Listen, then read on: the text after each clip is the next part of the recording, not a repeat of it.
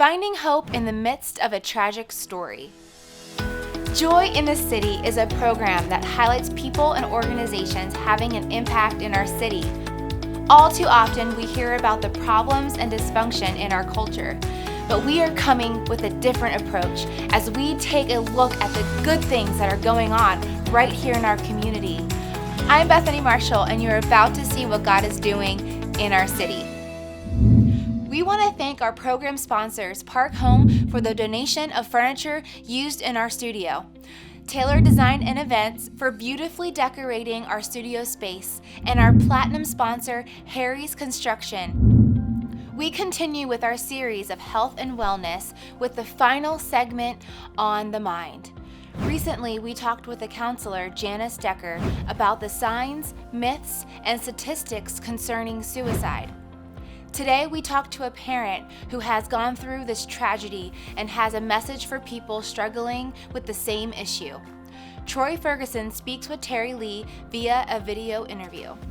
Last week, we did a segment of a video from Philip Lee as he played some music and so forth. And I want you to, first of all, just tell me a little bit about him. Okay. So Philip was the oldest of our 5 children. He was 29 years old. Was a rambunctious little boy from the very start, very strong-willed.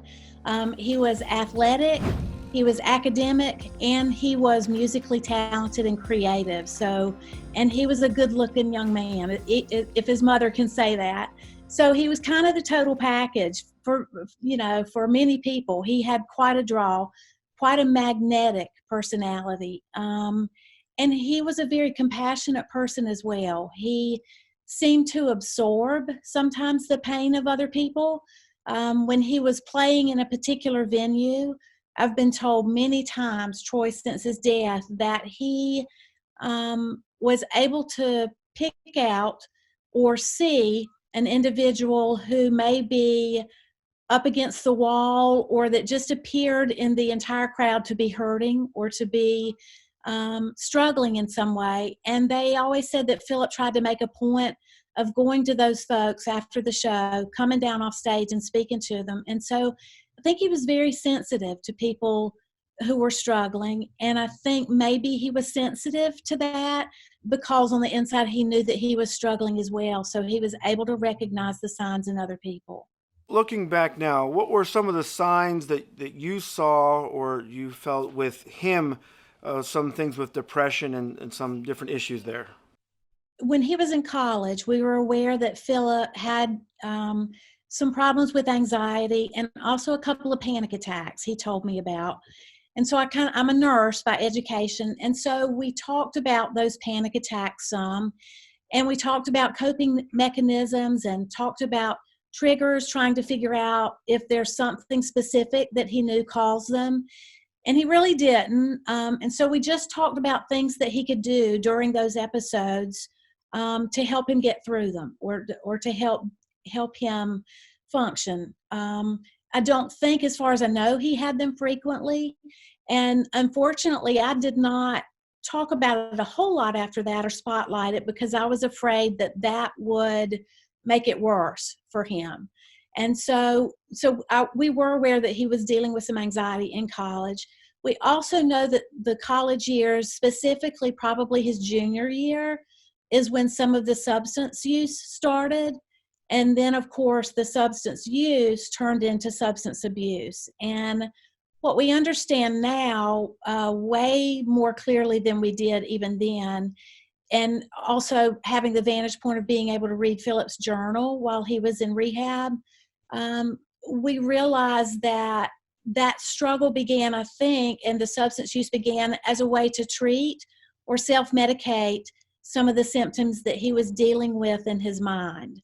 And so, you hear often young people talk about having social anxiety, having difficulty walking into a party on campus, and if they just take 1 or 2 drinks beforehand, or any of the other substances that are out there, that's what helps alleviate their anxiety.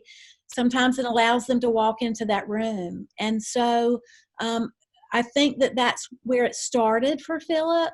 But then with substance abuse, you build a tolerance, and the more you use, the more you need to get the desired effect. And so that became kind of a snowball rolling downhill for him.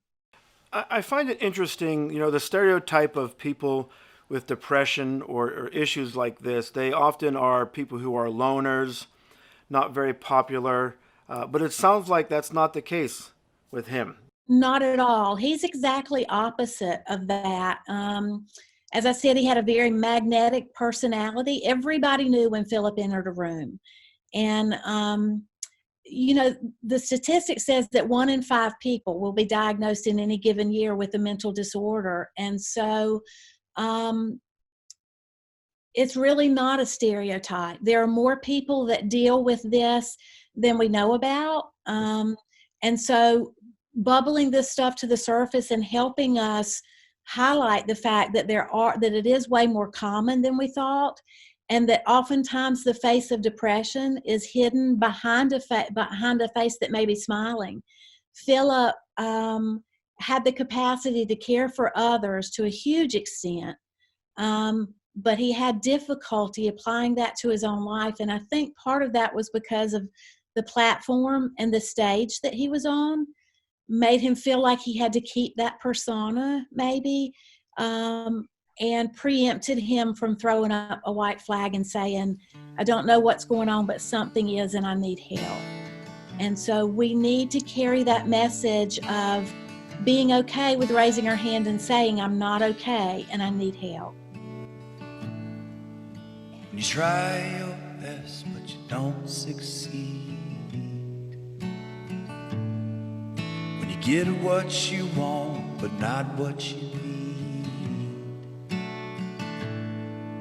You feel so tired, but you can't sleep. Stuck in reverse.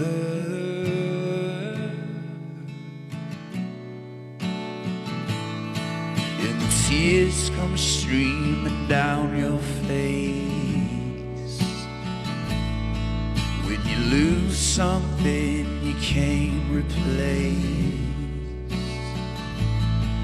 When you love someone but it goes to waste. Could it be worse?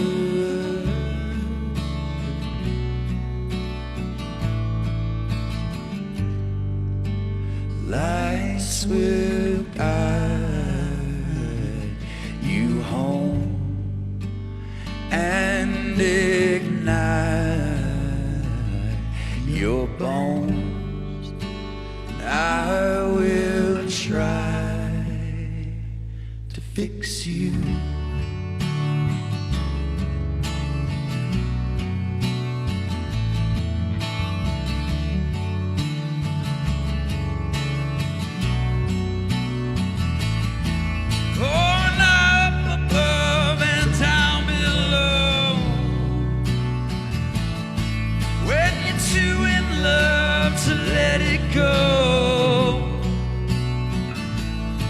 But if you never try, you never know just what you're worth.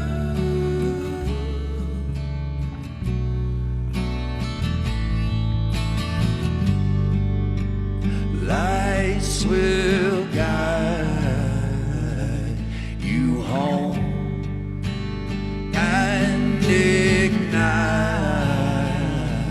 your bones. I will try to fix you. Tears stream down your face when you lose something you cannot replace. Tears stream down your face, and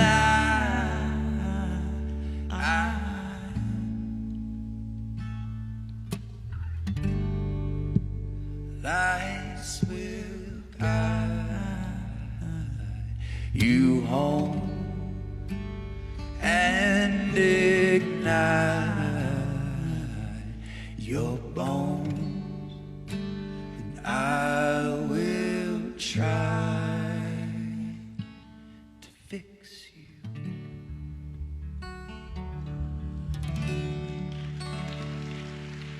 And I recall seeing the diagnosis whenever about the substance abuse. What was something that allowed him to recognize that he needed treatment of some sort? What were signs for you guys, as well as what was something for him that he finally submitted to? So we all have anxiety and depression to a certain extent, right? We all have days where we're down. We all have days where we're stressed out or anxious about things. But the telltale sign for when those types of emotions or the things that we're walking through cross over into a mental illness or developing mental disorder is the inability to live, laugh, love, and learn. Those four aspects of life. And so that's exactly what we saw beginning to occur in Philip's life. Relationships became very difficult for him. He began to isolate from us as family. He would come for supper time and things like that, but he would come only when I think he was able to kind of gather things up well enough to hide the fact that he was struggling so much.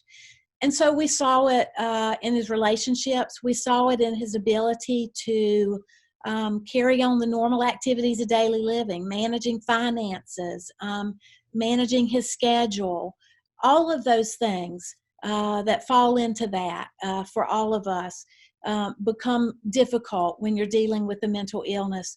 Of course, we knew the substance use issue. His mama talked to him now way more times, I think, than I wish I had. I wish that I had prayed more and listened more and preached less. Now, I'm not saying that I wish I'd never addressed it, because I'm a see it, talk about it, let's get the root out and talk about it and deal with it and see how we can make things better. And so, but with folks with mental illness or with substance use disorders, one of the primary things that they need that is helpful is to have a non-judgmental listener. And so I don't think, it's not like Philip didn't know that he had a substance use or substance abuse issue. I think once we had addressed it a couple of times, I think he needed non-judgmental listening, and he needed a welcoming and a safe place to come in and know that he wasn't being judged. Now, I will be the first to say also, as a mom, very difficult thing to do as parents, to be non-judgmental listeners when we know that our children are kind of driving that car off a cliff. Again, we had no understanding in the mental health aspect of this with Philip.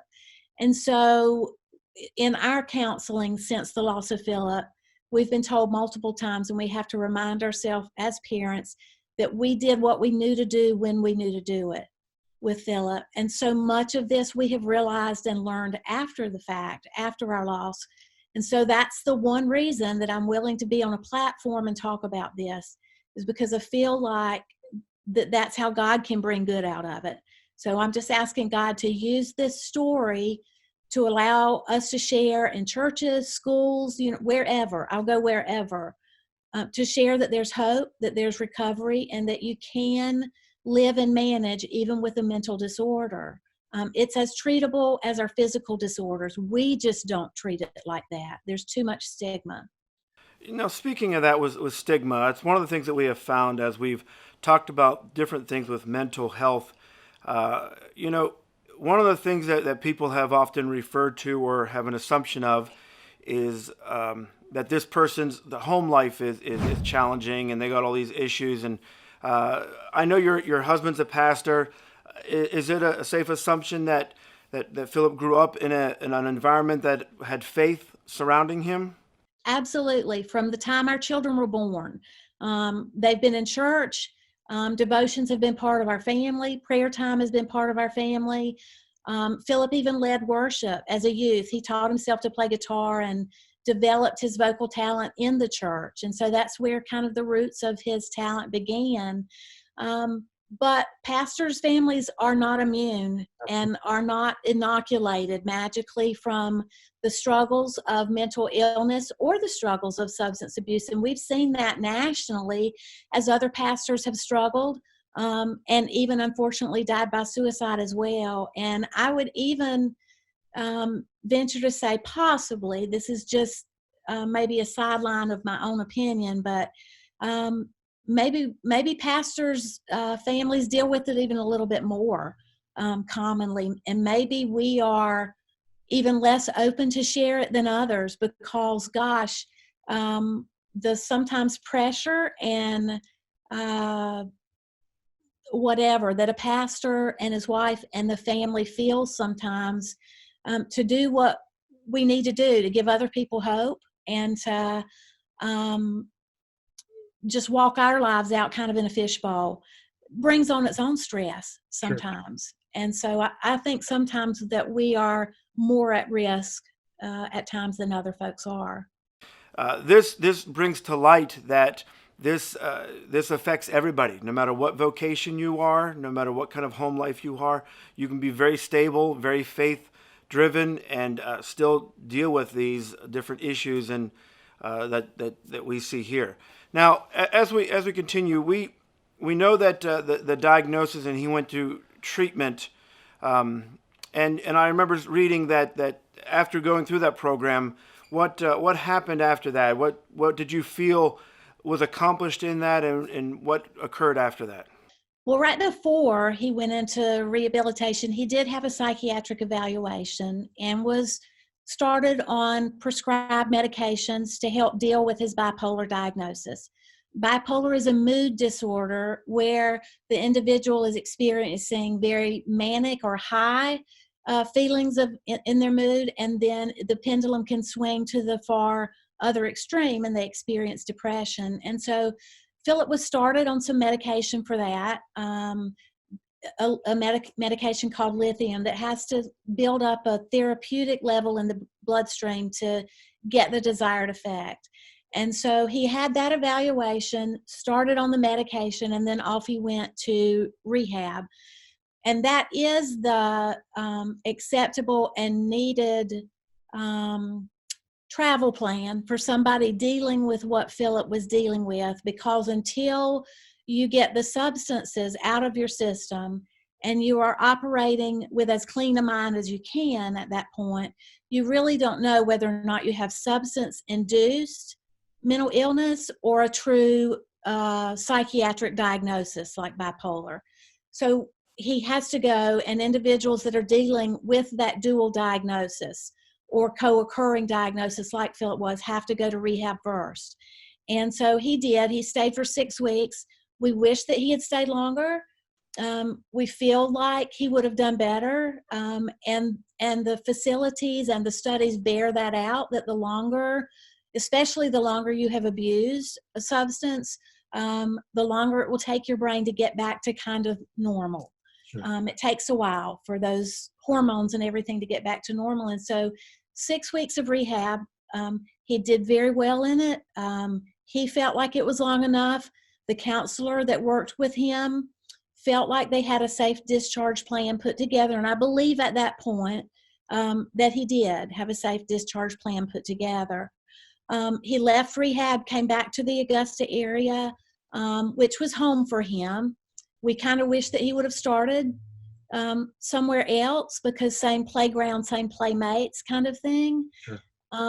But he was an adult, 29. And so we spoke what we felt like we needed to into that. And he came back here, which was fine. But a couple of weeks after getting back, he did really well for those first couple of weeks. And then we did begin to see his mood start changing. We were never suspicious that substance abuse was a part of this again. He reconnected in his relationship with Jesus while he was in rehab, and everything that he said to us and everything that we read in his journal while he was at rehab indicated that he was committed to keeping his system clean. And so what we believe happened was a combination of side effects to the medications, and Philip just becoming hopeless in his ability to move forward on the medication in dealing with that and being able to emote from the stage and do what he needed to do musically. So if I can just add a caveat to that for anybody that may be listening, medications are necessary. In some cases, they are necessary, but it's not a magic wand. Medications take time. You have to get the right dosage, the right medications, the right combinations. And so do not isolate and give the medication time. Both of those Philip kind of stopped short on. We were encouraging him, and I was talking to him from a medical standpoint about all of this.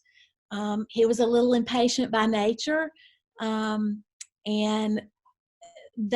not just having difficulty after rehab and finding his way again and trying to figure out, okay, these folks were my friends. They can't necessarily be my friends now on this side of rehab, and trying to find your way with a new mental health diagnosis, as well as trying to stay sober and away from those substances that had tripped him up, I think caused a great deal of struggle and feelings of hopelessness for him.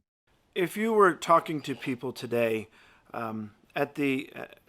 after he came out of rehab and some of those moments of hopelessness and so forth, what are some signs now that you look back that you could tell people this is something to look for, this is something we noticed that we might have missed? What are some signs in that? Yeah. Gosh, now we'll talk about kind of the coulda, shoulda, wouldas that haunt both Philip and I, and they haunt me particularly as a nurse, because some of them, Troy, I feel like I'm just like, oh my gosh, how did you not recognize this or see this or even know this? One of them in particular, he was on stage for the last time for a show that he did, ironically spotlighting suicide prevention. Philip had a major in psychology, and he had master's hours in becoming a licensed clinical therapist, believe it or not. And so it's not like Philip didn't know a lot of this stuff. Do you know what I mean? Now, there's a difference in knowing that and being able to apply it and see it in your own life. And so, but I still wonder if that show that he did, talking about suicide prevention and encouraging people to take their next steps, was that a cry for help in some way? I don't know. We'll never know. But the other thing that haunts me a little bit was the fact that that night at his concert, he was giving away the last of his CDs that night. He had his first CD, first and only CD, Overflow, henceforth the name of where Overflow Foundation came from. But he was giving those away. And I remember that night, I went to him backstage and I said, Philip, people will gladly pay for this. This is your source of income, buddy. He said, oh, Mom, it's all right. It's all right if they just have them. And that conversation, difficult, that rolls around in my head a lot. So giving away items of personal interest or items that have been personally important to individuals can be one of the signs. Isolation is also one of the biggies. If they begin to isolate and not answer their cell phone, not answer text, you need to have somebody checking on them. And we were trying to do that, and he had friends that were trying to do that. But then at that, in that last 12 to 24 hour period, Philip isolated, I think, to that extent that no one could get to him. And so then on that last day, he had a friend finally, he was holding us off so much to the extent that a friend went to his house to talk to him and make sure he was okay, and that's when they found him. But an hour before that, he had seen a roommate, given him a hug and said, I'm good, man. And so I don't know what to say about that. It's staying close. It's looking for signs and symptoms. But at the same time, there are individuals that have made that decision and have made the decision, and there's not a whole lot we can do.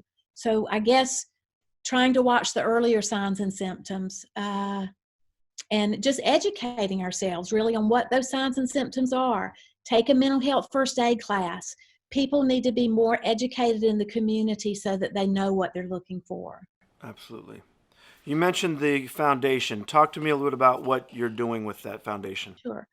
Um, we came up with the name. Actually, my daughter Emily came up with the name. We very much wanted the foundation to be a continuation of Philip's life. And we knew, and we know scripturally, that God can and will use everything for good as we surrender it to him. It doesn't mean everything is good, because this situation sucks.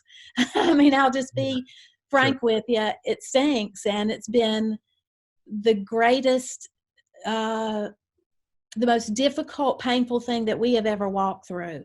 And so we know that God wants to take our deepest hurts and use them for ministry to help other people. And so educating myself as a nurse and taking the mental health first aid class was the first thing that I did, because I knew, okay, I am a nurse. Goodness, I've got over 35 years of experience, but I missed some of the signs and symptoms.